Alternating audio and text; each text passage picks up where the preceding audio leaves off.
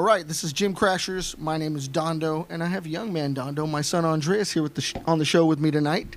We have special guest Jason Arreola from Arreola Brothers Wrestling coming on the show in just a few minutes, but we're going to start off with our analyst, Garrett Kerman, talking about the fights. Everyone, the Fight Analyst is back here on the Gym Crashers podcast to bring to you my best bets for this weekend's fights. UFC Fight Night, Brunson versus Shabazian. So let's get right down to it. My first best bet on the fight card is Vicente Luque minus 175. I am not quite sure why the odds makers are making him so low here. I think he should be a much heavier favorite, but sometimes the odds makers do give us some gifts, and we have to just jump right on it. Vicente Luque here is a far better striker and grappler. He's just better in the all-around facet of MMA than Randy Brown.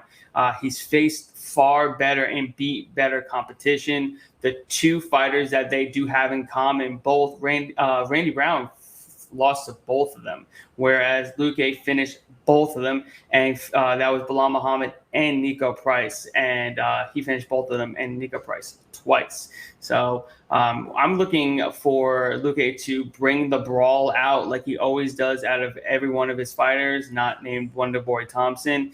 And the smaller cage is going to be a major factor here.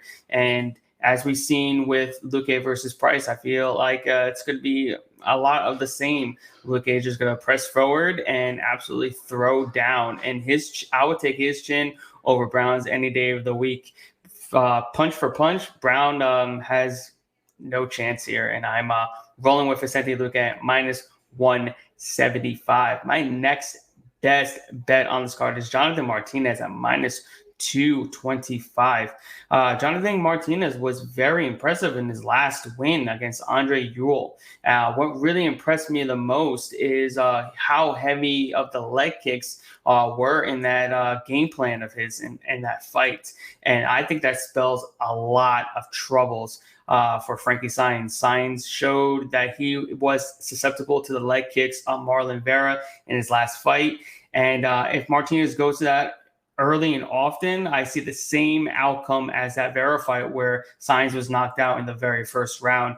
And we haven't seen him since. 17-month layoff. He's almost pushing 40 years old. Time is ticking away, and we could see another fighter probably retire here this weekend, just like we did with Nogueira against Shogun Rua. So I think I'm going to take the younger, faster, fresher fighter here in Jonathan Martinez at minus 225. I think that's still quite good value, where I think he should be a lot heavier favorite. And I'm going to give you guys my favorite value bet on the night, and that's going to be Cody Durden at plus 260. Not a lot of tape out there on Durden, but he was a pretty good regional fighter over at NFC in Georgia. He fights out of Atlanta, Georgia. He trains on American Top Team Atlanta with the likes of the Lima brothers and Tony Martin. So he's got high-level fighters to train with there, and he just looks very explosive. 10 of his 11 wins have come inside the distance. He's got a pretty good frame at 5'9" as a bantamweight, which is kind of one of the taller of the spectrum in that division. He has a wrestling background, and he's just a fighter that you would love to put your money on because he's gonna fight for your money. That's the type of fighters I love to put my money on, and I've said that time and time again. And we're getting him a plus 260. I think that's a gift here because the odds makers really don't know too much on Cody Durden here. And they're going to know about him shortly after this fight. Chris Gutierrez is no joke, but to give him a minus 320 price tag over a guy that's a finisher who's got a good frame, good wrestling background, I'm going to take him at plus 260 all day. So those are my best bets for this week. Guys, don't forget to check out the Inside the Distance podcast this Thursday night at 8 p.m. Like always. I will see you guys next week on the Gym Crashers podcast.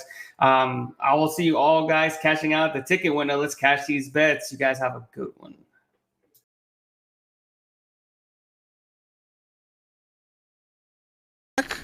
Again, this is Gym Crashers. Please like us, subscribe to us, and most importantly, share the link because we have a wonderful guest with us tonight.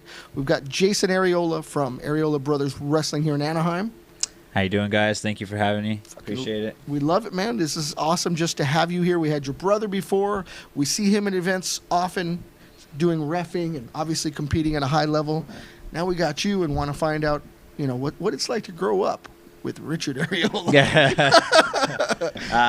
What it's like to grow up? Well, there's always a scrap, We're always, me and my brother, we get along really well.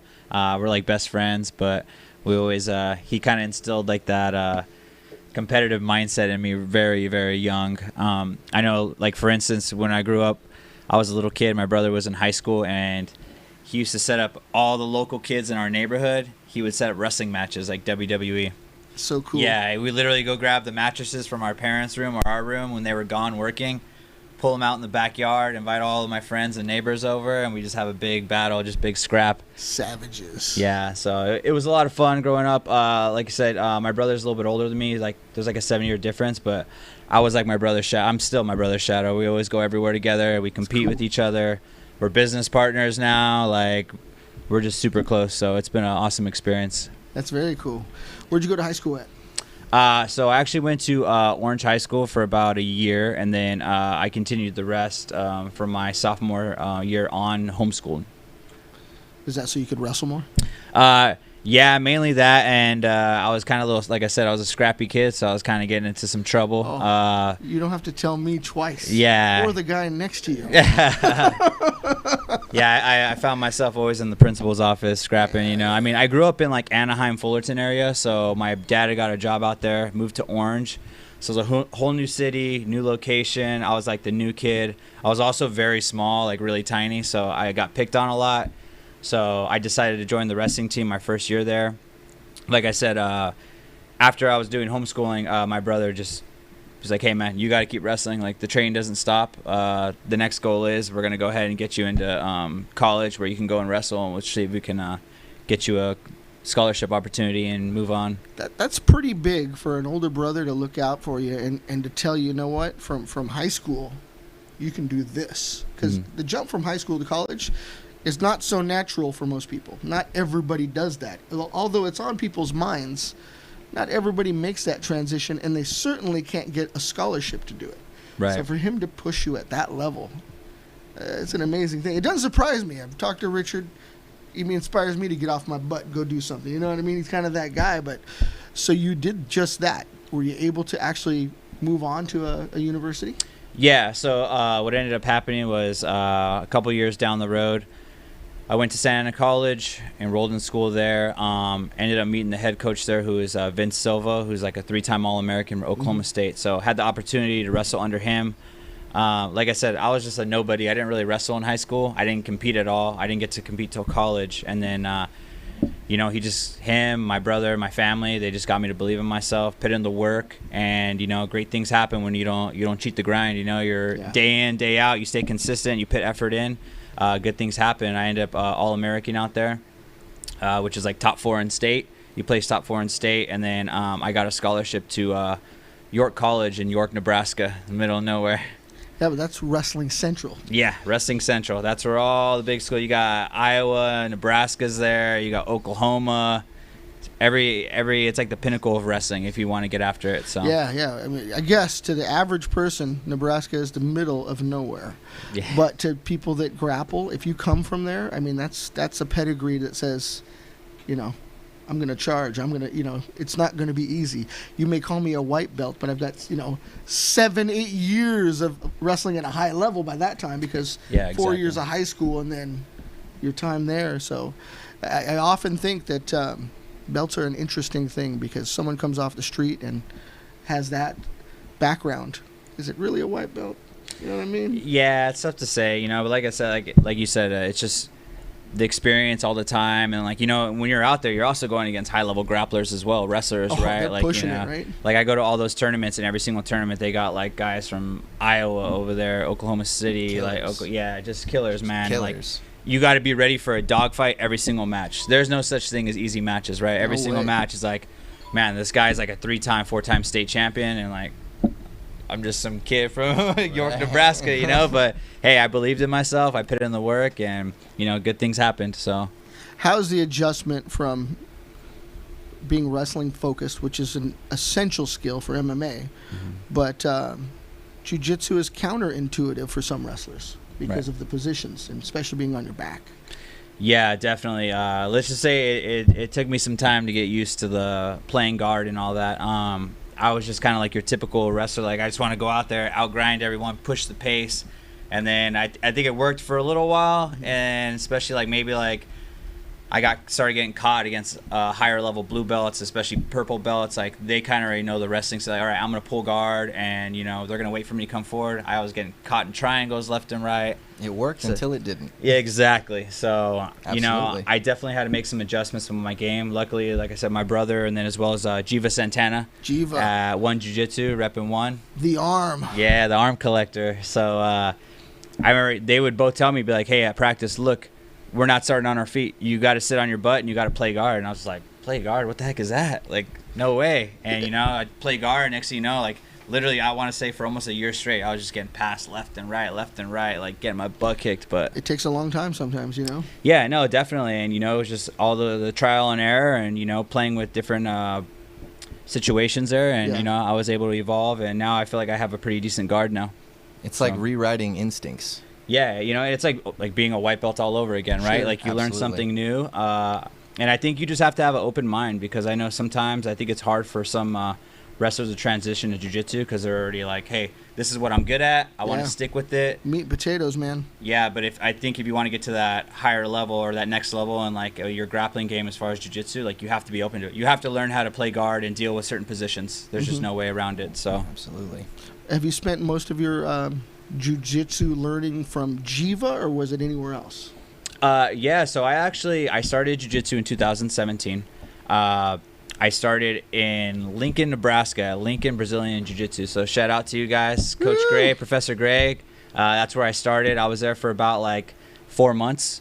And then once I graduated, I moved back home and I continued training under Jiva Santana at One Jiu-Jitsu, Coach Mo. And doesn't get any better with my than brother that. in red, yeah. You know, and your brother in red. Yeah, man, 2 killers right there. Blessed, man. Yeah, definitely. That's for sure. So I can't even imagine how that drives you, because it's one thing to look at people and kind of assess where you need to be, but when it's right in your house and right in your own home gym and now you're running it with them, man, you guys are just grinding it out, I bet. Yeah, definitely. You know, I feel really lucky to have the opportunity to have such good workout partners there. You know, Yeah. like I said, I got like my brother, I got Red. Those guys are multiple-time world champions. Yep. Nogi, Angie, and on top of that, like, the both of them are wrestlers, and so, you know, they kind of help mentor me along the way. Like, hey, these are some things, positions you need to work on. You know, especially mindset. And the training is just a blast. Every time I go in there, I know I mentally have to get ready before I go to practice, because every day is going to be a grind with those guys. Like, they're going to bring it. And if you don't bring it, you're going to get tapped out. There's just no way around it. So It's really cool. Does that mentality of, like, with wrestling, obviously it's very much the embracement of hard work and grinding. And how much has that helped you, like, within jiu-jitsu? Because you see a lot of, you know, it's like jiu-jitsu is kind of the lazy man's art. That's why it's so open to everybody. You don't Is that have to why I be, love like, it? you Oh, know? it's my favorite thing. Yeah, Makes you can perfect sit there and sense, play man. some butt scooting, you know? Like, I don't get it butt going. scoot. But, like, how would you say, like, coming from a wrestling background with having that hard work mentality, it helped you get to that next level in jiu-jitsu? I think it helped me tremendously, just at let alone the fact, like, putting in the hard work. You know, I've never been afraid or shied away from hard work, putting in the time. I knew when I first started jiu-jitsu, obviously I was not very good. I was just very dependent on my wrestling. And so I would go, you know, going to practice, to jiu-jitsu practice and getting one workout a day. I knew that was the minimum. And if I really wanted to jump levels and get to that next level, like you said, I had to put in the hard work. I had to put in the time. And so I would go get multiple sessions, and whether it was like privates with Jiva and then go work out with another with Red or a different teammate. And like also in those big matches too, you know, there was times where I knew I was down. And there's just something about wrestling, like just getting down to the nitty gritty. Like, you always have to keep pushing, always keep pushing. Even when you feel at your worst, you have to somehow dig deep, pull it out of you, and find a way to win. Sometimes there's no right answer, no right technique, no Sure. right this. It's just you just grit. got to figure it out. You got to grit it out. And, you know, even my last tournament at Nogi Worlds last December. Like, it was crazy, man. I found myself down. Like, I literally was down, I think, like 6-0. And this guy took my back within like a minute and a half. And we saw like 4 minutes left. And, you know, I had to ride it out. I was trying to get out. And I was able, like, the last minute, I finally got him off my back. And I'm down 6-0. And somehow I just, you know, passed his guard, come back around, pass his guard again. I ended up winning by like 1 point. You know, it was insane. But like stuff like situations like that, you know, wrestling definitely, it helped me be able to push myself when I feel like I can't go anymore. So Absolutely. And then what advice would you have like for wrestlers who are coming into jiu-jitsu? How do you, I guess like you said, like advance at other levels and like kind of be more flexible with that mentality and your instincts? Yeah, I would say definitely wrestlers who are making the transition over to jiu-jitsu, I would say have an open mind. Have an open mind. Be okay with learning new stuff. Also, taking your beatings, you know, because it's going to happen. There's no way around it. You know what I mean? You're going into a new sport. It's a different form of grappling.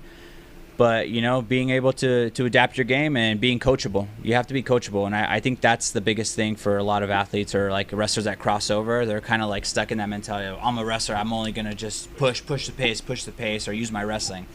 But realistically, that's probably only going to get you so far. If you're able to use both, a good combination of both, it's that much better. You know what I mean? So they complement each other. You can't go wrong with wrestling and jiu-jitsu. So. Yeah, they certainly do. And I see, you know, because it can be a bit of a stalling game. We often see people tie up in tournaments, but I can see the wrestler because they quickly slip out and they'll grab a leg and they'll go for the single. You know what I mean? They don't stay as stagnant. Because when you get that tie up in jiu-jitsu, it's somebody's either going to pull guard. It's really hard to get that judo throw, you know, especially if they're equally sized.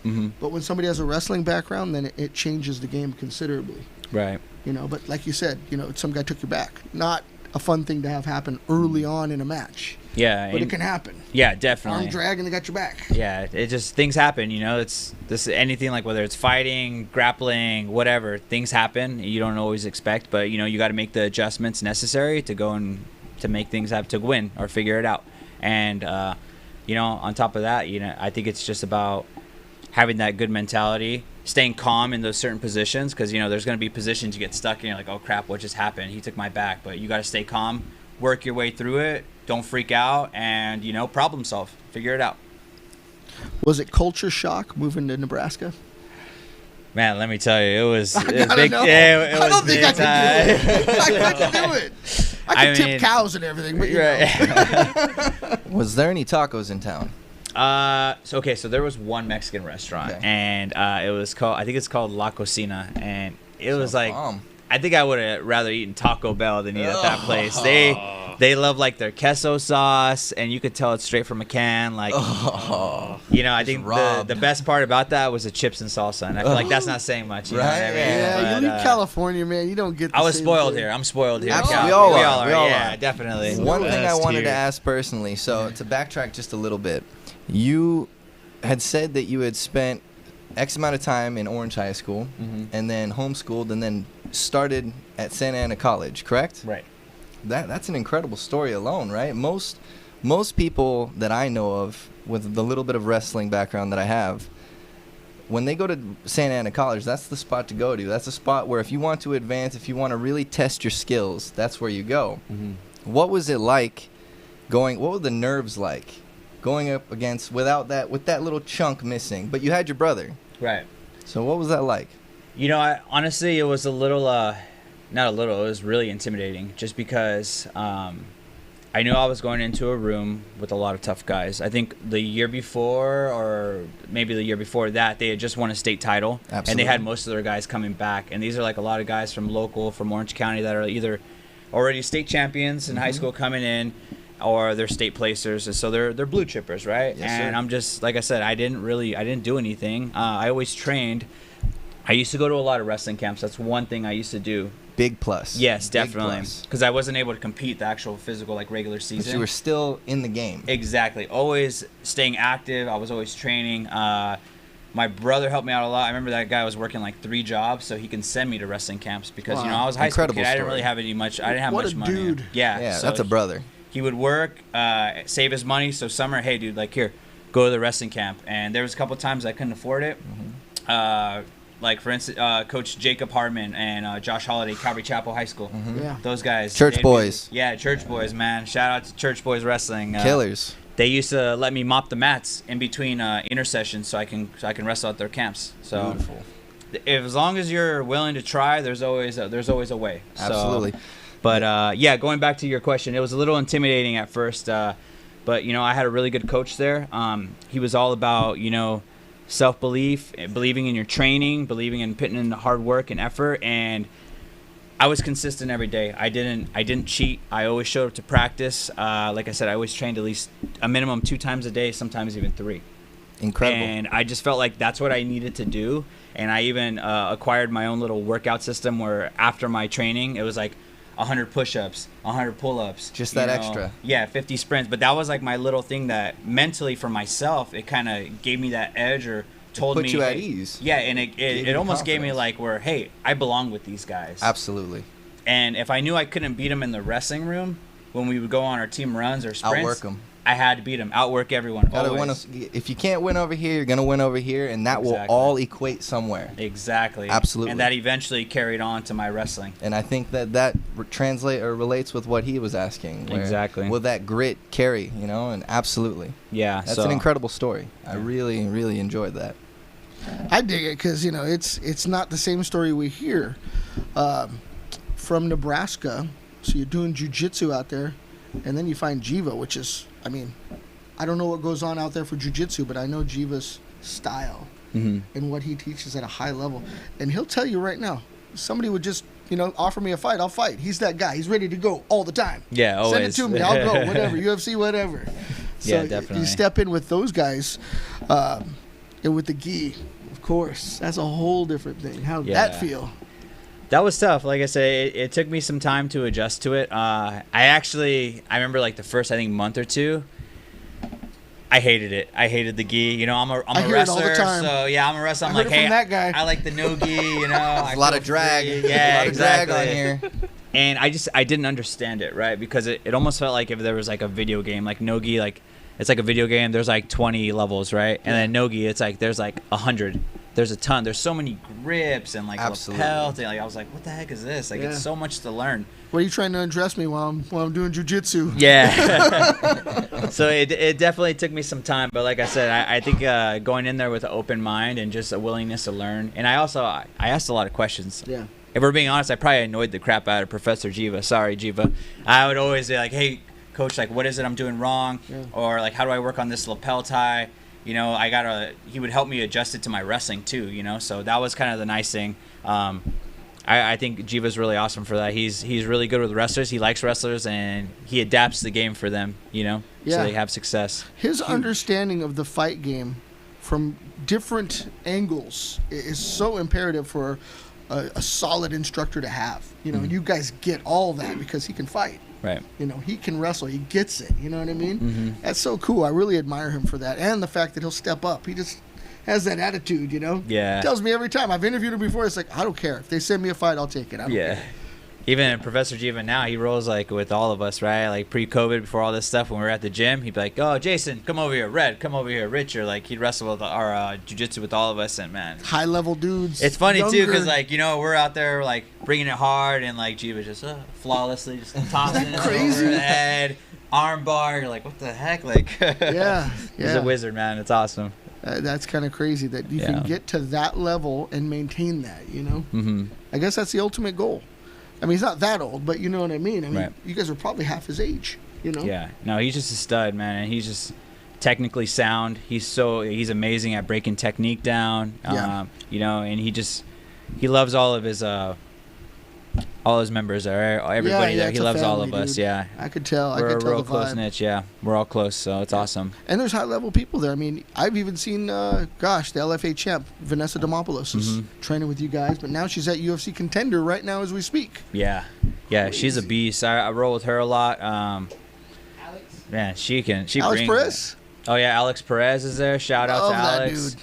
Yeah, he's tough, dude. He's another good wrestler. Actually, it was funny. We both wrestled in junior college together at the same time, but we just never same weight class. We just never met.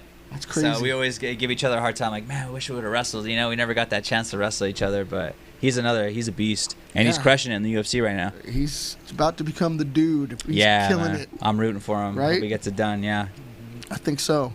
Amazing story from him, too, coming from Central Cal to push it to that far, you know, and being down here in Irvine with Team Oyama. Just a cool dude, Yeah. you know? Over there in, I think, Lemoore. Yeah, Lemoore. The only thing there was Tachi Palace. Man. Fights over there, you know? You know, they produce so many good wrestlers there, though, you That's know? what I hear. mean- Russ Mura's even from up there. Oh, Clovis, is he? Clovis or Fresno. Oh, okay. Yeah, actually, my college roommate, AJ Harmio, he wrestled the same year as Alex. They were teammates. Really? Yeah.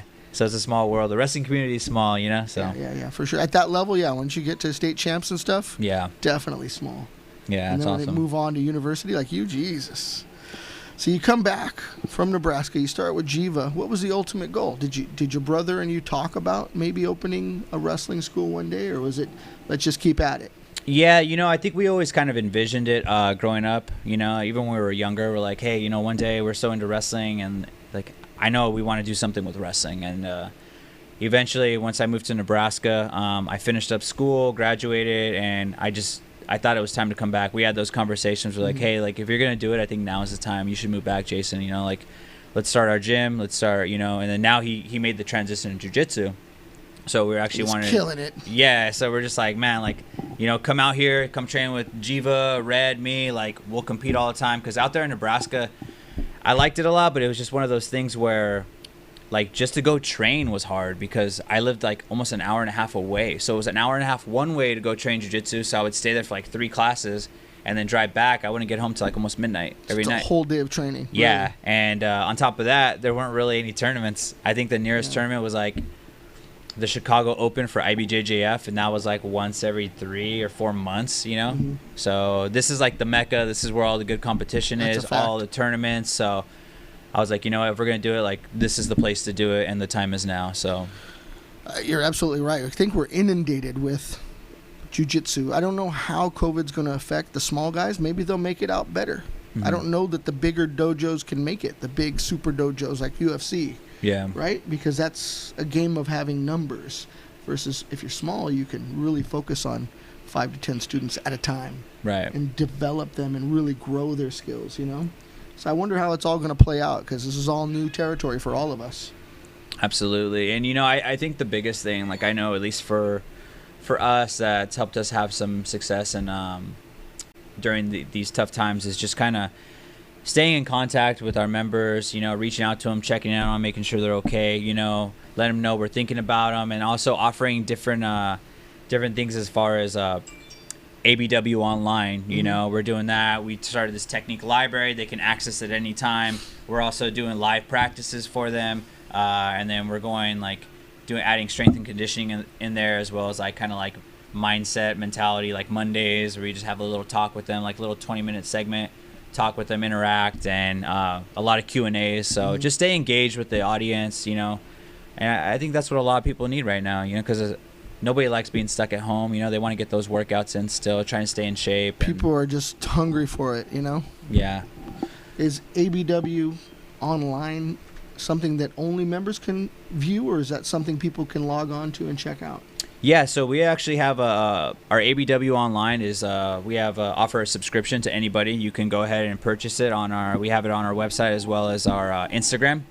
And you know, you just click the link ABW online, and it's like $20 a month, and they have access to everything, like I said, to all the strength and conditioning workouts, the live wrestling library, and practices. So That's Worth pretty it. cool. yeah, definitely. Very worth it. All the things he just said, those are crucial for development. Absolutely. Every single thing. I love that. So I probably should take a look at it myself because wrestling's one of those things. Between wrestling and judo, I really want to learn because there's a balance with the hips. It really prepares you for takedowns and throws and things. Jiu-jitsu touches all these things.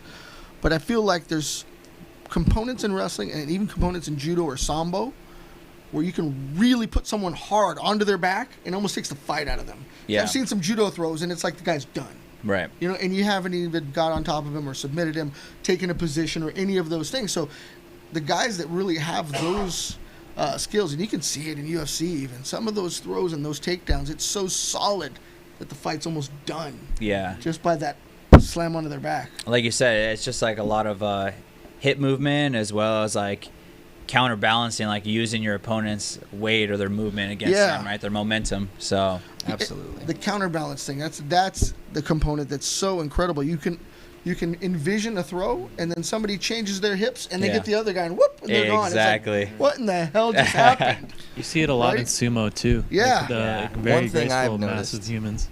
Sorry to interrupt. One thing I noticed was you tend to see with wrestlers that they have a little bit more intuitive with the next step. So say you're getting thrown. You don't see it every time, but every once in a while you'll see the guy keep throwing. Right. You know what I mean? And that's a wrestler thing to do, where once you lost the throw, well, let's go with it, And to see that, I think it goes hand in hand with everything you're saying, All that stuff, that instinctual, just worked in, that integrated just thought that you drill into your brain. I think that is so crucial, you know what I mean, for success, especially with everything that you're doing, everything that you're talking about. Absolutely. Yeah, definitely. And so keyword there, drill, right? So like, a lot of that we emphasize at ABW too, is like we tell our students and our kids, like, hey, you can't get bored drilling, because when it comes down to it, we're going to get some live in, but you get better by working the positions, by working the movements, being technically sound. So we put in a lot of time drilling, and that's one thing I know, like me and my brother, we really push and we really emphasize. I feel Absolutely. like, you work those positions a lot, so it becomes muscle memory. So when you go out there in a live match, or whether you have to defend yourself or whatever, it just becomes natural, right? Nerves or not. Exactly, yeah. You feel position coming, you just change levels, boom, you're in on a double. You know how to finish right away. Instinctual at that point. Yeah, and it even gets to the point where you start adding not just one move, you're hitting 2-3 moves together, chain wrestling, or like chain jiu-jitsu. They all intertwine with each other. So. And that's where the drills come in. Exactly. Got a question, Adam? None really, I guess. Like You had the look like you had something on your I had mind. I said, something let's on just my throw mind. it to him. I had something on my mind, feel but like I then interrupted. somebody I knocked it out apologize. on my head on sparring Monday. So, Right on. but Well, I guess that is true. Like to kind of build off his question in terms of like moving and transitioning onto things, you see that kind of more on my side with MMA, where I feel like you actually see a lot of wrestlers who come into MMA. They always have that, like what you're saying, that establishing the position first, and then kind of that always moving to the next thing. That's why I think they do so well within MMA and within like just going into jiu-jitsu, because MMA a lot of times is, you'll see, especially with like striking or anything, like where guys think they can get this one shot, go for it. But you see a lot of wrestlers, like Khabib specifically, there's not many like crazy highlights of Khabib where he's like one shot a guy, except for maybe the one uppercut knockout, but it's more this grinded out mentality. So I guess, how would you say like how well that translates to MMA, I guess, that kind of mentality of like moving on to the next thing and being prepared for the next? I would say that's crucial. That's actually a really good observation, because I think it becomes natural for wrestlers as they're taught at a young age, even as like barely starting in high school, like, hey, you need to drill like a single leg position, right? So you're dropping the knee, you're locking on the leg, and then you have your head up, your back is straight, your power position, so to say. And then I go, yeah, exactly, right? You're a wizard, greatest sprawl.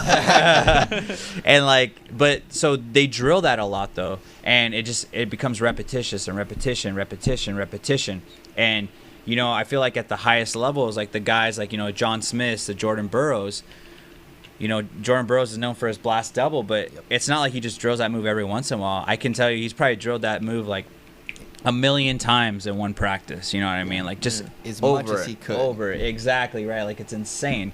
And so it kind of like, it's just instilled in you at a young age. So I think when you cross over to other sports, not even just jiu-jitsu, but in other sports, you're already like, hey, like, I'm used to the drilling. I don't mind putting in the extra effort. You know what I mean? Like I said, eventually we're going to get some live, we'll get some sparring in. So Start to see the value in it. Exactly. Absolutely. And I guess to also kind of build off that, because now I remember my actual original question is, like my training partner, Free Love, he's more of like, I feel like you see a lot of wrestlers, like kind of the more stockier build type, like maybe they weren't the tallest guy, so they You could couldn't see make it in it their people. neck. Yeah, I you can can see it in their see neck. a wrestler's everything. neck. Yeah. They're gonna That like get you. stocky build, but you see a lot of them when, at least from my observation of wrestling, like they get a lot away with the athleticism part of wrestling versus with the explosiveness. Perfect term. Right. The explosiveness of wrestling, and like versus like a guy like Free Love, my training partner. He's very into the funk style. He has something to counter you every damn time to figure it out. Dude's like a freaking Rubik's But cube. he's a thinker. Yeah, he's a thinker. That's what exactly. it is. So he's calculated. what would you say for like that two different styles is like in terms of mentality of like what would their like, I guess, give me an insight into their strategy making. You know, what is their like mentality for their mind versus somebody who's like maybe they rely on their explosiveness and now they, like you're saying, go into other sports that require more thinking versus somebody who had that funk style where it's like a lot of counters, a lot of playing that chess match. Yeah. And I think the counter, whether it's a counter grappler, fighter, whatever it is, I think a lot of that comes from situational drills. Same thing. It comes down to drilling a lot, but they're drilling certain situations because I always tell my wrestlers there's certain like funk rolls and like counters, stuff like that. Yeah, split. Like you can teach, but you can't really. You kind of have to be in that position, right? It's not something you can just, okay, hey, you're going to go ahead, hook the leg, then you're going to roll. That doesn't always work. It's just putting yourself in that position a lot, working, learning to adjust whether it's your hips or your arms, you know, stepping over to the cross leg, pulling on the far leg, you know, with the splado, stuff like that. And you just kind of have to put yourself in that position a lot and work it. Yeah, and then as far as the explosiveness, like, I don't know, I see that a lot. I see that a lot, like, from, like, wrestlers who transition. Maybe they're, like, new, whether it's a white belt or maybe even a later blue belt, maybe. Kind of like the spazzier kind of type of guys who go in. Yeah, and I mean, like, how do you kind of get them to slow their mind down to them not relying on that? That's what the gi is good for. Yeah, exactly. I was going to say, because I think that'll work to a certain extent, but at some point they're going to run into somebody like, okay, this doesn't work anymore, right? Yeah. Especially in the gi, because there's too many grips of controls. You're just, okay, well, go ahead and burn yourself out, waste your energy, because I'm just going to chill here, wait till you get tired, and I'm going to get you a mount or whatever it is I'm going to do, right? So, you know, I think just being able to conserve your energy, and because I used to be at fault for that. When I first started, like I said, I was just really like, I gotta go full blast as hard as I can. Next thing you know, I blow my wad. I'm like, dude, I still got like 3 minutes of the match. I'm exhausted. You know what I mean? So it's really, you know, like communicating with them, like, hey, you got to be able to strategize a little more. Use your energy, that explosive energy, when you need to. When you see an opening in position, right? Like maybe they're on side control, you have half guard or something, and like they're leaning too far on their hip. You can go explode, come back into, you know, now you're in full guard. Yeah. Yeah. So it's like certain things like that, or like when to use your explosiveness. You have a knee slice. Okay, take your time. When you feel like you have that angle and that opening, explode through, you know, past the guard. So just really, you got to adapt your game just like anything else. Drilling. Yep. I believe in it. It's exactly what you said. I stand by drilling. Yeah, definitely. Yes. Drillers are killers. Because your brain works against you. Your brain, as much as it's your tool, it becomes your worst enemy in moments. And muscle memory is your confidant at that moment, where it reacts for you in that moment. And then when you come back to and you're in the next step of the process, you realize, oh, this is where that situation was. And you don't know how you get there. That's the part the coaches can't tell you. They don't tell you this is going to lead to this. It's too much of a moving variable. But they can bring you directly to the spot that they know you're going to recognize if they drill it into your brain enough. Exactly. And I think that's really where it comes down to. Yeah, and like you said, so once you recognize that position, you're like, you know exactly what to do. Boom, now we do this. It's little increments too, little step, little movements. It's amazing when I look back in retrospect on it. Because I have been out of the game for a little while, but for me, I loved it. I had the bug, you know, when you have that bug and when you're sitting in class. Well, for me, I was sitting in class and all I could think about was the drills. All I could think about was, all right, how do I do this a little bit better? How do I get that guy with it? You know, the guy who wouldn't let me do it. Exactly. And, you know, and it even comes down to, like, even at practices, like we learn the move of the day or whatever it is, like trying to apply those in your live rolls, right? Because like you said, you only get like maybe 15, maybe 30 minutes of rolling if you're lucky. And then, you know, try and apply those. That's how you get better. That's how you evolve your game. You know, you're adding more tools to your arsenal. If you never, like, okay, I learned the move of the day, I never even freaking try it, you're going to put it in the back of your head. You never go back to it. You know what I mean? Yeah. Jason, I agree with that statement because, by the way, my name's Kent, by the way. So I agree with that statement. Basically, practice those moves that you are drilling with inside practice instead of going out there when you go live or when you're in competition. Then you didn't even practice it, so it backfires on you too. Exactly. And then, yeah, I will agree to that too as well. Yeah, execution. 100%. Execution requires not only the drilling, but to live actively seek to sink it in. So a good example. I know I probably didn't say that right, but I often let people tap me and tell them to do it right, because if you have never tapped someone with a certain submission, you don't know how to finish it. Right. You may actually learn the steps, but if you don't know how to finish, whether it be a grip or, just cinching it up with your hips, whatever it may be, then there's always that mystery of how to apply it. Exactly. But you want people to finish, and I encourage that. I mean, you got to leave your ego at home, right? Yeah, exactly. And it's the only way to learn. You got to really push to complete things, I think. And I think that was a big thing too, as far as making the back to your question, like previously about the wrestling transition over to jiu-jitsu. Yeah. Was the whole ego thing, because I know for like wrestling, you're kind of taught to like, hey, you need to have an ego. Like you gotta care every single time. If I lose, oh, I'm crying. I'm out on the track running sprints, like punishing myself because I got to get better or whatever it is. And like, it's a little bit different. I feel like you have to leave that ego, because you have to have that willingness to learn, to get better. And you know what I mean? Your ego will get you in trouble sometimes too. And I've learned that the hard way in jiu-jitsu tournaments. I'm like, hey, this guy maybe got a single leg or something, and I'm holding on to a wizard or something too long, and I should be letting it go. But I'm like, no, I'm a wrestler. I'm gonna I still have that ego in me. I'm not gonna give up the takedown. Oh crap, he takes my back, and now I'm in trouble. Yeah. And like Different I said, game. exactly, definitely. Mixing two games. Yep. Happens to me to this day. Well, because you Exactly. can muscle the hell out of people in wrestling, and that is the name of the game. Yeah. Muscle the shit out of them. Well, situation. Yes. Situation. Yeah. But that technique- bridge can keep you alive to the next opportunity. Yeah, I can. Absolutely. Yes, Kent. So compare translating from wrestling to jiu-jitsu, even game warmed up.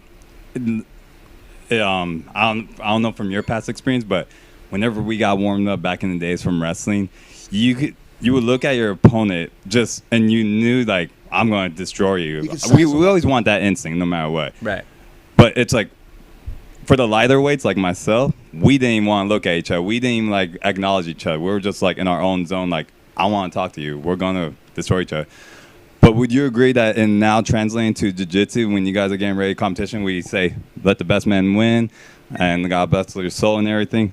I don't know. That's how I've been approached lately when I translate. Did you ever have that experience too? And you feel that atmosphere is more like mellow with jiu-jitsu and the MMA industry compared to the wrestling, where because you worked so hard, weight cutting, outrunning your teammates, just all those crazy practices. Do you agree on that statement? Yeah, I'd say it's a little different now. Like I'm definitely not killing myself cutting all that weight and stuff now, because I think before I used to be like right now I walk around like maybe 155, and I used to cut down to 133. So that was like a pretty crazy cut, and That's rough. never again am I gonna do that. You got to give up I'm tacos, good. bro. A Don't lot do of that. water. Yeah, man, I love the tacos now. I'm back in SoCal, so I enjoy it. Yeah. But yeah, I think I still have a little bit of that mentality, is obviously because it's the competitive nature in me, that competitive mindset. Like some of my teammates or even my girlfriend, she cracks me up. They're like always like, oh yeah, like when you're getting ready for competition, you look like you're a lion in the cage pacing back and forth.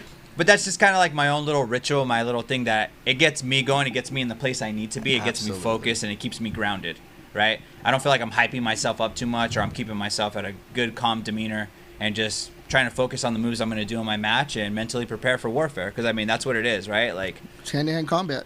yeah, and ultimately, we're trying to win. We're trying to compete. And so, yeah, I think it is a little bit more laxy-daisy, but there is that part of me that's still... I'm zoned in. I'm focused. I'm ready to. It's from the wrestling background. Yeah, we went through man, too like much. That thing definitely carries over a little bit. So. And not only that, your older brother, you guys are trained partners, and I'm pretty sure back in the days he would push your buttons. And I know where you're coming from. I have two older brothers. They're the reason why I got involved in wrestling. One of them got his title from CIF. The other one was a runner-up, and they basically gave me tough love. Yeah. And So that's where that's that what like happened. whenever Yeah. we Explains train, no everything. matter I what, love it. Dropped him on his forehead 25 times. more than 25 Expected times. to be- they expected More it than from you. 25 Yeah, I feel times. your pain, man. Right. I got two older brothers, so I feel your pain. All right. And that's why we just like are when it comes to training, we're just automatically in that zone. So I hear you on You that, live Jason. it, man. I see your Instagram. You live it. I think the nice thing too, like just to kind of touch up on that, is me and my brother were we're similar in size, it's like pretty much the same body type, and so it's pretty awesome having like I have my brother as like my training partner. You know, we're able to work out all the time together, and like I just got lucky. It's convenient. We're both the same size, and we're both about it. You know, we both train a lot and get after it. So Destiny. I'm Blessing. conveniently a midget, and my son is 6'2", and has reach on me, so I have to close the distance. I've got to get a hold of something so I can dirty box him. To say Because you he will throwing in put me up- elbows at you'll him. throw a you couple know? of cheap shots in there. He'll take me down at will because he's a wrestler, but I can fight off my back being a jiu-jitsu guy. So I try to tap him within a minute. Tap, tap, tap. He's Yeah. like, Jesus Christ. There's no joke in that statement either. Exactly. That's absolute truth. Dondo's This getting him in the man- headlocks and you got the last cheesecake. This is what happens when you get the last dessert we piece. went to war. He's 6'2" of muscle, and we went to war. And I Lean think muscle. I'm going to Lean give the muscle. title up. I don't want to I'm fight for the Gumby. title anymore. He can have it. We got two little boys at home. So That's I'm that like, jujitsu to wrestling. That's See right. that humble, the kill. No, Oh, he but tried to kill me. I totally hear it. And he does not know when to Yeah. shut it off. So that might be a great Well, that's example of jujitsu and wrestling, because yes, he would prefer just to pick me up and slam me onto the concrete if I couldn't choke him and stop him before that would happen, and he would have done it. But it's also that, at I'm the end of the day, it's all love, Oh right? yeah. Absolutely. It's all love. It's all Absolutely. Oh, yeah. respect. We're you grown know? ups. Yeah, There's no child exactly. abuse here. Yeah. I earned it. These are grown men going at it, and now we got a 2-year-old that comes up beside you and just goes pop and clocks you because he Why taught him how to way too hit. much? And he watches UFC. I'm like, don't give him that yet. He's the Muay Thai kid of the family. Yes. You guys are trying to take him down. He's just kneeing Hey, you in the face. The other grandpa has no fighting background, no wrestling background. The kid walks up and just clocks him. I'm like, Oh my goodness. That's not a joke. I'm telling you. And I'm Come on. sitting here like, Don't teach him anymore. goodness, He's what too am I little. gonna do? How do I Scrappy even little punch? guy, huh? Oh, he's 100%. He wants to And go he's the all younger the time. brother too. So he's got the younger brother syndrome where Yes. he's like, all right, what's up? You're bigger. I don't care. Yeah. You know, I want to play with that more than you do. Just because you're Oh, he touching takes it, I'm his gonna brother's take stuff. That's awesome. it. It's That's where incredible. wrestling starts, right there with your brother. Yeah, That's, exactly. know? and that's why what you were saying, that perfect partner, but just right there at home as well. That's a blessing, I imagine. Yeah, no, definitely. Because like I said, like we would always. There were times we'd wrestle in tournaments. We do like off-season freestyle tournaments, and they were just like open weight class. And so a lot of times, me and my brother Richard would always meet up in the finals. Like, man, I gotta wrestle this guy again. That's incredible. Every weekend, because like the wrestling tournaments. I don't know about now, but before they were really cheap. They were like $5 a weight class. So we'd sign up for like 3 or 4 weight classes, and it was like, man, we gotta wrestle 4 times in the finals right now. That's It was so cool. funny. Did you guys apply for the USA card too? That USA card too, like. Oh yeah, we did the USA card. Okay, I wasn't too sure. if you Yeah, guys that still was like do the that only thing that was the most expensive, which was like what, Like $30. Yeah. for like the whole summer But after and that, it was stuff. Break the awesome, bank. man. And half the time we were connected with all the coaches, so they'd be like, "Hey, if you just ref for us, we'll like waive like you could wrestle as many weight classes." Like, all right, cool, I'll go ref. You know, it was all about getting matches and get the experience. You know, you win, you lose. Okay. Oh, of course, I All agree about with learning, that. you know? Absolutely. You know? Now you said you wrestled your brother, and I didn't have like a big brother, but my big brother was my cousin and stuff. And, you know, and you always have that when you're the younger guy, that mentality of like, oh, I want to get you, but you build them up in your head. You almost can like, I don't want to say choke, but like sometimes like have a hard That's how time. I feel about John Delo to this Yeah. day. I have that issue. Exactly. We're only so 2 like years how, apart. like, did you ever have that when you were wrestling or competing with him? You're like, damn, he's so much bigger and he's my big bro, and you kind of have to get over that, like getting that like little brother mentality. Like, how Yeah. did you ever get over that? I think I definitely struggled with that at first, like when we were Mhm. when I was younger in high school and stuff, and then like you know, but I feel like we're both really humble, we're both pretty respectable like towards each other, and it just came down to like we just wanted to push each other, you know what I mean? And I think that's what I saw it for, and I was just like, hey, like this is a good opportunity, like I know he's tough, he's gonna push me, so if I go in there win or lose, like it's not really a big deal. I know, like, I'm going to go work out with them later on. Like, anyways, you know what I mean? We're about to go probably get a second workout after this, you know? But at the same time, like, there was that competitiveness definitely because I am the little brother, and I'm sure he probably didn't want to lose to me either. So bragging rights too, you know. Yeah, You yeah. gotta Every once in a while, you know, talk he shit. he would beat me, like, hey, remember I got you that turn? Like, oh man, all right, you got me, yeah. Yeah. But it was all, like I said, it was all love, man. It was all fun, and we just had a blast. I think the best part was like not so much like the competing. Even now, like it's not so much competing. It's just that like we get to do what we love every day, and we get to do it together. You know what I mean? Because like That's a my blessing. That brother's bond. my best friend. I'm pretty sure it's the other way around too. You know, like we just got nothing but love for each other, and this is what we love to do, man. We're amazing. living our It's dream right now. You know. Incredible story. I guess that explains where you're the nicest guys in the game. You guys really are. Just gentlemen. I love that about both Arreola brothers and Red, who might as well be Arreola brother. Yeah. But you guys, man, you just carry yourselves that way. But I know you guys are trained killers. No two ways about it. And you're training the new killers. Mm-hmm. You know, I got to love that. And you told me that, you know, all this hard training, as we all know, it eventually leads to injury. So you got an injury that you're not nursing, but you're going to take care of. So Yeah, definitely. what are you thinking? What's the recovery time on a meniscus?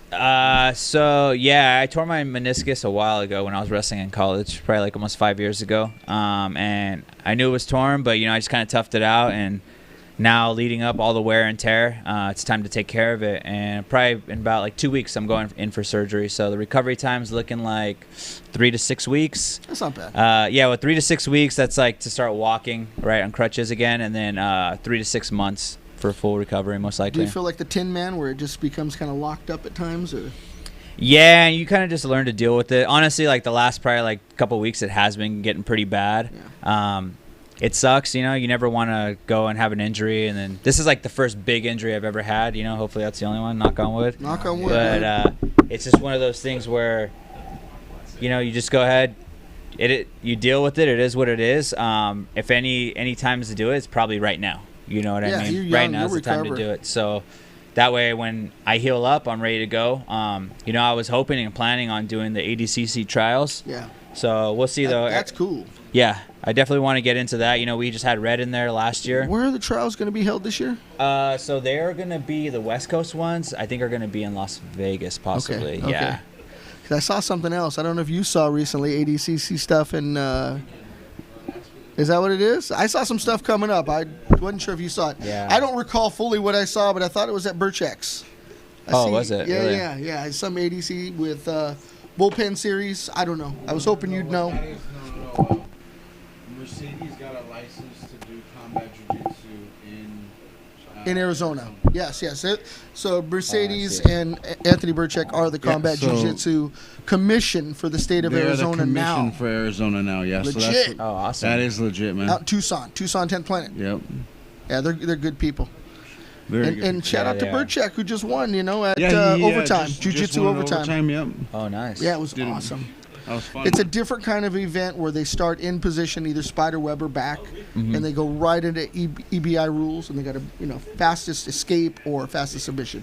Oh, that's right. I think I was watching that. My buddy Keith Kikorian. Yes, Yeah, Keith. so- Yeah, yeah, Keith. Keith. I love He Keith, killed man. it, man. How do you Yeah. not love beast, him? dude. I love Keith. I That roll guy's with a him a beast. lot. He was coming for Nogi Worlds. He was actually training with us at One Jiu Jitsu for a good minute, and then we would just get some good rounds. And the guy's a monster. Yeah, Me and my brother, we go to showed it. 10th Planet a lot too. We know like Coach Matt Salinas, Budo Matt, Yeah.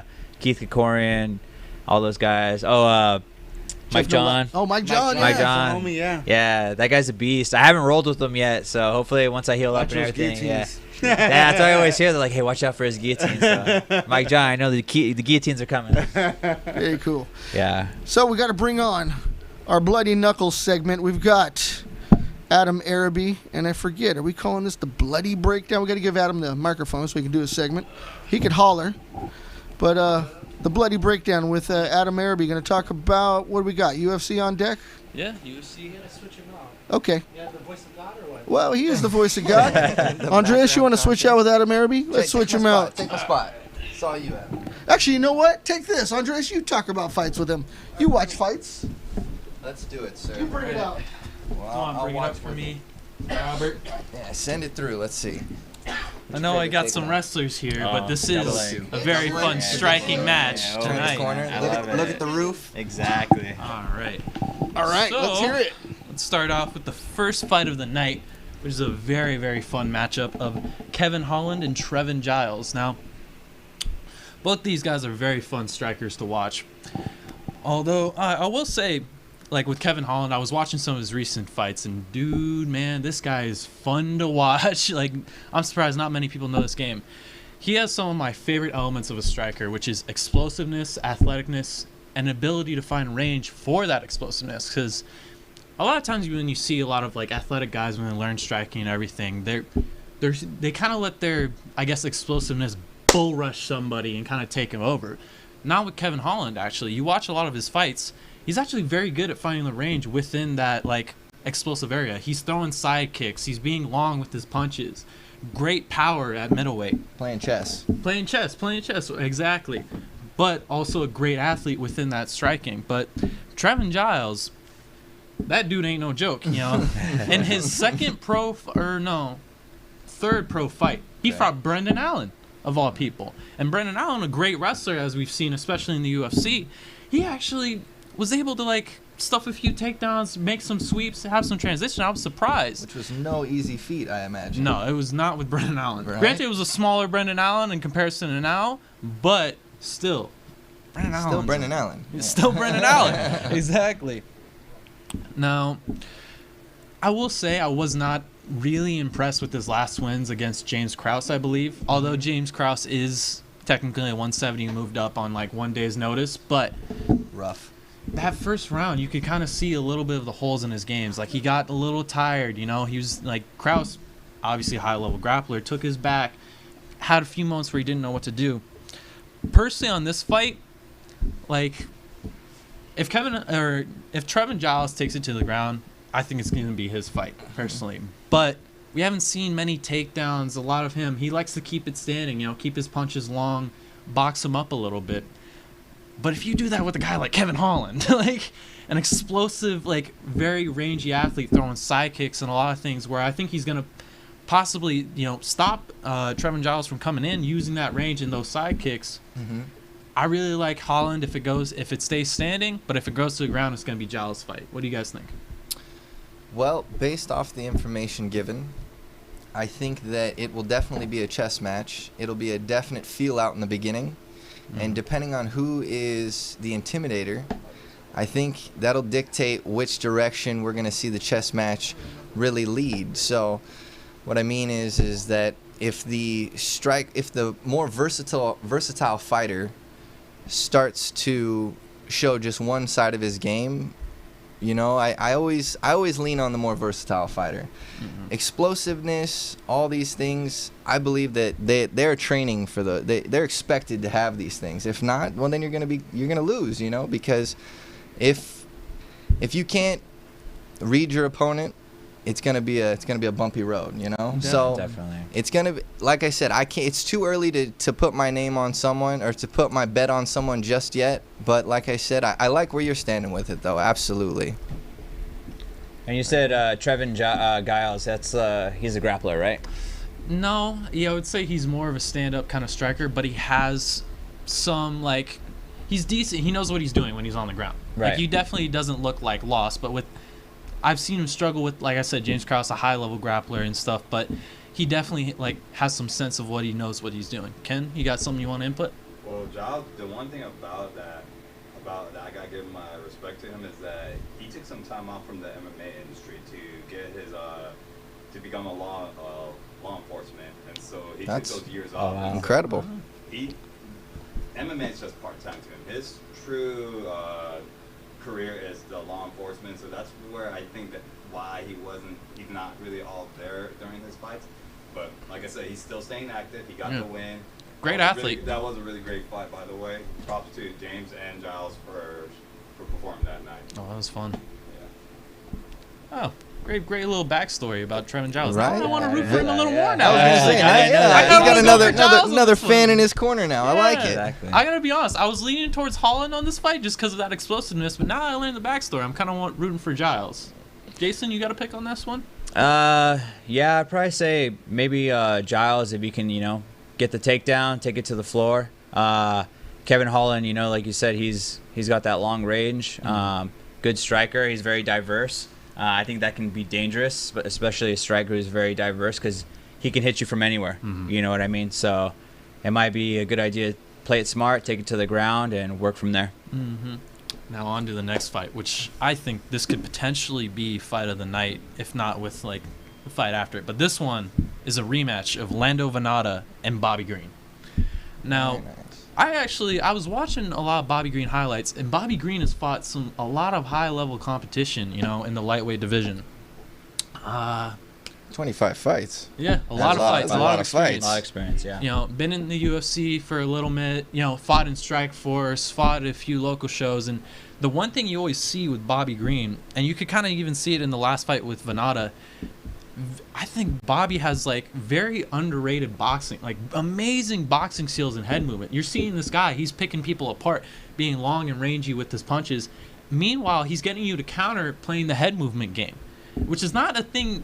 You see it in MMA, but not to the greatest ability. You know, you'll see a lot of guys where, like you said, they're thinking about the takedown, they're thinking about this, where you're not seeing that fancy head movement. Right. Bobby Green's got that fancy head movement all day, you know. And what I think is interesting, personally, I feel like you can see it in his performances, and since the last time they fought, I think Bobby Green kind of developed his game a lot more. Lando Venata, he's a fun striker. He's exciting to watch, you know. Actually, you know, did all right with Tony Ferguson, able to keep up with him, you know. But also, he's like what I like to say, an MMA showman, you know, where you watch his fight, it's a show. Like, guys coming out, He's an hands entertainer. down, all funky, all ready to go. He's throwing spinning wheel kicks, hands down, picking you apart. Personally, on this fight, I think it's going to go to Bobby Green just because I think they've shared the cage before. And I think he's shown more improvement in his overall game, and especially with his level of competition. He's been a lot more active. You know, 25 wins, or actually, let's count it out, 36 fights. 36 pro fights to 15, 17. That's a big difference The of experience experience. is there. And a different Mileage too, though. Yeah. It's another variable. That's very true. It's That's another very variable. true. He's had some wars. You know, he's willing to bite down on that mouthpiece and come at you with that heavy boxing. But And you got to remember too. I think you have to keep in mind Bobby Green. He's definitely has the more experienced fighter, but at the same time, like Venata, if he's keeping up with Tony Ferguson's got that gas tank. You know, he does not get tired. So it'll be interesting to see how it kind of plays out with this whole pandemic thing. Because you know, I've been watching some of the fights, and like some fighters go in there well conditioned, looks like they haven't missed a beat, and then some on the other side of the spectrum where it's like they go in there, they're gassing like the second round. Heaving. Yeah, so that is what I'm curious about with Lando Venata, though. Is like I said, he's still a showman at the end of the day. Yeah. And you could tell he's definitely one of those guys. Like, you can see with this last fight when the crowd's going wild, he's sitting there, like I said, hands down, looking at the guy doing all this craziness. he's loving it. He's loving it. But we're in the COVID era of no fans, like Kumite style, you know? Yeah. You know, we out here in the backyards, we're ready to fight, you know? So I do kind of wonder, is he one of those fighters? Will that play a factor in, you know? I'm going to go with But- Green with you on this But one. I'm going to go with Green just because I think he's so improved and he's so accurate with this boxing. What do Yeah, you I think I'm gonna have to Jason? go with Venata on this one. You're going I with like Venata? it. Yeah. I like it. Shaking it up. All right, here's another one of an amazing. I think one of these guys is going to sleep in this fight. You know, Vicente Luque and Randy Brown. I love this fight. Yeah. I really love this fight. You know, Vicente Luque, he's been on a tear. Like, granted, he had that little slip up with Wonder Boy, but that's Wonder Boy, and he went all rounds with Wonder Boy, back Yeah. and forth, having a striking match. Like, it's very easy to look at Vicente Luque and his style and say, oh, he's a brawler. He brings out the brawl. When I watch it, I don't think he's a brawler, to be honest with you. He's actually more accurate than we think he is. Like, I think his power, his pressure, his power, and his striking game overall is just so intense. It forces guys that we don't really see brawl to deal with that. Like, Yeah. we've seen him, like, he literally knocked Mike Perry's nose over here. Like, Yeah, I remember that was a tough fight. That was Yeah. to watch, yeah. and That then was even in the incredible to Wonder, watch. but I was like, ooh, yeah, you with the don't Wonder Boy grit fight, often. which was an exciting striking match, and a great thing to learn from is you could see Luque with the more like chess matchy part of his game of like Dutch style kickboxing versus, you know, Wonder Boy's weird karate style. And granted, like I said, Wonder Boy got that, you know, won that night, but he broke his hands fighting Yeah. Vicente Luque. Both hands he had to break just to get this man. Also, when Vicente fought against Brian, that fight was about to go all 3 rounds, but Mhm. right there in the end, they went for broke. And also Randy Brown, he also fought Brian, and Randy beat Brian, and they both also fought Nico Price. But Mhm. Yeah. let's just say, not to cut you off too much. No, you're but, fine. If there's gonna be a pick, I'm gonna go with Vicente, just because Yeah. Vicente beat Nico.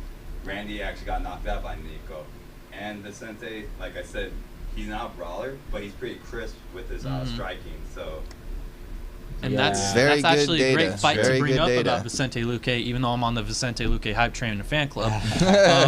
Preaching to the choir. Yeah, no, he's so great. I love watching this guy's fight. And that's the one factor that you bring up is, and you see this with anybody, especially when you learn striking and anything. When you feel somebody, you hit somebody hard, and you see their eyes go back in your head, you get excited like an animal and ready to come in for a kill. But in a lot of times, that's when you see people, they come in, a guy survives, and like, shit, man, I blew my wad now. My gas tank's shot. Yeah. Vicente doesn't do that. In that Nico Price fight, you could see, like, he hurt him, he's hitting him up on the strikes, but he finished him with the choke, actually. So that shows he knows when to slow it down and what to go for in situational awareness. Like, he's a true finisher of He's fights. got a really good fight IQ. He's For got a sure. really good Yeah, fight IQ's IQ. there. I like Randy Brown, good striker, knows how to use his range, very long fighter. I don't see him winning this fight personally. Vicente Luque's on a roll. He has momentum. He's a strong fighter. Like, little more experience. I'm gonna go with Luque on this one. Yeah, I think I'm gonna have to go with Luque too, because like you said, I remember watching him and Wonder Boy go at it, and it was pretty amazing just seeing 2 good stand-up fighters, just like Yes. both technically sound, you know, on opposite sides of the spectrum as far as like their martial art. But man, did they get after it? It was a Dutch kickboxing Yeah. fight versus like karate. Yeah, it was insane. So I'm definitely going with Vicente on this one. Not to say that Randy Brown is a tough fighter though. This is gonna be a hard fight for Vicente. Like, Randy Brown is a tough dude. Yeah, definitely. Yeah, well, based off the data given, I think fight IQ is a very, very big variable in any fight. And to know when to capitalize, to know not just see red, but to know when to really just, as you said, blow your load. It just, all the cards in this statement is going towards Vicente. Yeah. But I am eager to see how Brown does against this battle, because it is going to This is be gonna a battle. be a big test for Randy Brown. Yeah. This is a big test for Randy Brown. I hope his nose doesn't look like Mike Mike Perry's. Perry's. Yeah, we'll Destroyed see if he could That rise sent to the into the occasion. side of his face. Like, Jesus. All right, on to the next fight, which is an interesting one I did not expect. But actually, when you look at the X's and O's, a very fun fight. Joanne Calderwood versus Jennifer Maia. Jennifer Maia, I don't think many people actually know, like, too much about, like, at least in the casual fans know too much about Jennifer Maia. She's actually a very experienced fighter, former Invicta FC champion, and even has wins over some high-level fighters like a Jessica Andrade and a few other ones. But personally, Joanne Calderwood has been on a tear lately, and very underrated striking and very underrated power. Like, more of a Thai boxer style, has a very good like front kick. You know, Jennifer Maia, BJJ black belt, former pro boxer. But you could see in the Liz Carmouche, you know, she struggled with that certain levels, you know. And even in the Caitlin Chuchagian fight, like, getting to, like, through that reach and that range, she struggled with, especially with those, you know, those teeps to the body, Yeah. which is one of the things that Joanne Calderwood is, like, great at. I remember watching one of her knockouts, which was incredible. She just straight up just like teep kicks this chick right in the ribs. You could see it breaking the ribs, and she just starts walking away. And Joanne Calderwood, being the Scottish savage that she is, just keeps running at her and ends the fight. Like, even like she threw a spinning back fist, like somehow, no way she could have seen her, and still lands it right on her. Oh my and ends the fight that way. So personally, if it does go to the ground, I'm gonna take Jennifer Maia on this one, just because BJJ black belt has been in there with some of the best grapplers, but it's going to be tough to stop those teeps and the striking of Joanne Calderwood. And momentum's a tough thing to beat. So personally, like I said, if it stays on the feet, it's Joanne's fight. You know, those teeps I think are going to be a big factor in this one. But if it goes to the ground, I'm going to go with Maia. What do you guys think? Yeah, I'm going to have to agree with you on that one. You know, Jennifer Maia being the little bit more experienced fighter here, but also, you know, if she's able to take it to the ground, that's going to be tough because I haven't seen too much of Joanna's grappling on the ground. She's proficient. I've seen her get takedowns and some sweeps. She obviously knows what she's doing, but a black belt's a black belt. That's the thing. It's That tough was when you what I got a was black gonna belt on say. top of you. It's like, especially in those later rounds, Yeah. if she's feeling tired, I feel like that could be really Especially- dangerous. Yeah, Exactly. especially in terms of Jennifer Ma's build, which is going to be the shorter, more stockier, but more powerful fighter. She's a very strong woman. It's going to be tough to get that person off you. Exactly. But like I said, if it stays standing, It's a called game of let's if. fight. It's a game of if. Yeah, it's Yeah. a game of ifs. But if it goes to ground, it's Maya's. And on to this amazing main event. I was so excited when this was announced. Edmund Shabazian versus Derek Brunson. Now, again, I'm going to be honest here. I'm on the Edmund Shabazian hype train and fan club. I love this dude. Great guy. Nothing against Anybody Derek got Brunson. undefeated, I kind of root for him. I got him. Did you just say that? Go ahead. I don't mean to interrupt. That's a big statement. I love how I said that too, and Derek Brunson is the only a Division II college wrestler in a room full of wrestlers. So I'm feeling confident in Shabazian though. Surrounded by Ken? wrestlers tonight. So Edmund is on a roll. Don't get me wrong. He is undefeated. There's a reason he's most likely doing his proper training right. I would say I would be going for Bronson too, but I'm actually debating that Edmund's going to come up on it. Why? This is my reason. I feel like when Bronson switched camps, switched his whole training to some another with Hard Knocks, right? With Hard Knocks, I believe. I may be wrong. Excuse me if I am. But ever since he left Jackson, his fights, he's winning his fights, but he's not going for the kill. I don't see that kill coming out. He knocked out Loyola Machida. He's knocked out Uriah Hall, and he was looking crisp. But ever since the new team that he's with, it's not there. And Edmund's over here, more motivated. That's my opinion. Well, I do agree with you. The change of camps is effective. I do disagree on the point. I think actually Derek Brunson is better when he doesn't go for the kill, because you could see in the Sam Alvey fight, yes, he finished him. That was a moment of a wrestler who learned striking, who blew his wad. If he didn't finish Sam Alvey there, I don't think he would have had the energy to keep going, because he was running him down like a marauder, running back and forth, trying to run down Sam Alvey, who is probably the hardest head in MMA. But, and going back to the factor we said before, what I like about Edmund Shabazian, obviously he has an amazing fight IQ. That's easy to see. That easy setup with Brad Tavares and everything. That feint with the jab and that leg kick. But the one thing, you see Derek, when he slowed those fights, that's when he would catch people in his striking and his knockout power. But like you said, he kind of, there's just been something off with him. He hasn't been the same Derek Brunson we've seen, It's that difference. That's it. But with Edmund also still, Edmund's not a slouch on the ground. The kid's been training MMA since he's been 13 years old. That's a big play. Yeah, it is. It's a He's been with the big same coach since variable. a very young age, Edmund Tarverdian. And like you said, Derek Brunson's, he's kind of, I don't want to say gatekeeper, because he's fought the who's who of the sport, and he's done well. He wins over Lyoto Machida, beat Anderson Silva, Sam Alvey, and Enough said. It's a mouthful. Yeah, I think it's going to be interesting to see, too, who's able to implement their game plan, right? Because, Derek Brunson can go either way. He's either going to want to stand up and bang, or he's going to be like, hey, I'm going to take this to the ground and ground and pound, right? Try and conserve his energy a little bit. And Edmund, that's the young lion, the up-and-coming guy who's, he's hungry. He wants to work his way to the top, and he's got good striking, so we'll see how it all plays out. It's going to be a good main event. Absolutely. I think that's why it is the main event. personally, like I said, I'm on the hype train. But I think Edmund's gonna pull this off. I don't think this is gonna be an easy fight for Edmund, though. This is gonna be a tough test. Like I said, Derek Brunson is no slouch. No. This is gonna be a very tough fight, but I think he can pull it off with just some smart fight IQ, and like you said, implementing the game. Yeah, I think I'm going to go. I'll go with Derek Brunson on this one. I'm going Brunson. I'm going to take Edmund just because a man with 11-0, a young lion, making guy. his name in a new platform, doing everything, crossing every T and dotting every I. I feel like he's hungry.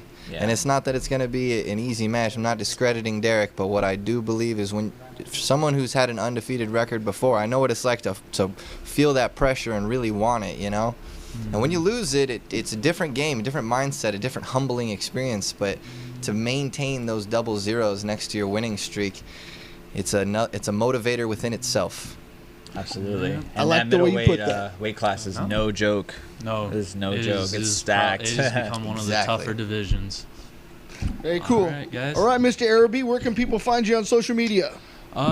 Simple Adam.Araby, and Fight Life Connoisseurs podcast. Got some big things coming up soon. Dig it. How about you, Mr. Arreola? You can find me at that dude Jason on Instagram, and then check out @abrothers_wrestling. All right, and Kent? Can't transition 7. We got Sean Lerma from Our Life CBD in-house. Check him out at www.ourlife.com, ourlifecbd.com, or Sean Lerma on Instagram. This is Dondo, the Gym Crasher. My son Andreas. You can catch us here at De Lo Jiu Jitsu. Look us up. Check us out. Share the link. Subscribe to us. And we will see you next Tuesday, 8 p.m. This is Gym Crashers. Thank you so much.